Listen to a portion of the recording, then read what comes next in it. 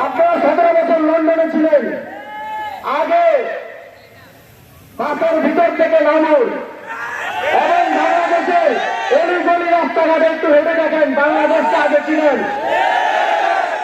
তারপরে আমরা ভরসা করতে পারবো যে আপনারা বাংলাদেশের জন্য কিছু করতে পারবেন কি পারবেন না। আমরা প্রত্যন্ত অঞ্চলের অলিগলি থেকে উঠে আসা নেতৃত্ব, আমরা মানুষকে ভয় দেখিয়ে নয়, মানুষের দরজায় দরজায় গিয়ে ম্যান্ডেট চাওয়া নেতৃত্ব।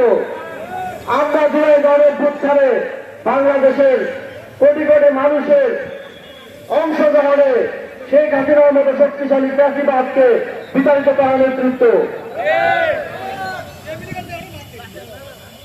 আমরা তাদের মতো বিভিন্ন আজগুবে বক্তব্য, আজগুবে বিভিন্ন ফ্যান্টাসি টক দিয়ে বাংলাদেশের মানুষকে বিভ্রান্ত করতে চাই না।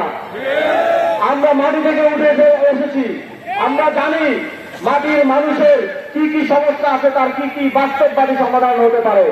সেই 1400 ছাত্র জনতা তাদের জীবন দিয়েছিলেন বাংলাদেশের স্বাধীনতার জন্য, একটি সুন্দর বাংলাদেশ বিনির্মাণের জন্য।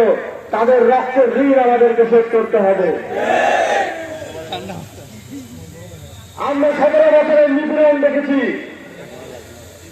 বাংলাদেশের মানুষ 17 বছরের নিপীড়নের পর গত 17 মাসে আবার আরেক ধরনের নিপীড়নের শিকার হয়েছে।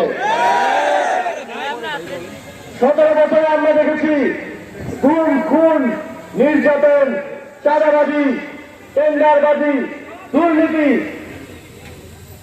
যত ধরনের অন্যায় অনাচার আছে শেখ হাসিনার ফ্যাসিবাদের পক্ষ থেকে আমরা সেগুলো পেয়েছি। কিন্তু গত 17 মাসে ক্ষমতায় না থাকা সত্ত্বেও একটি দল ঠিক সে একই রকমের অভিজ্ঞতা বাংলাদেশের জনগণকে দিয়েছে। সুতরাং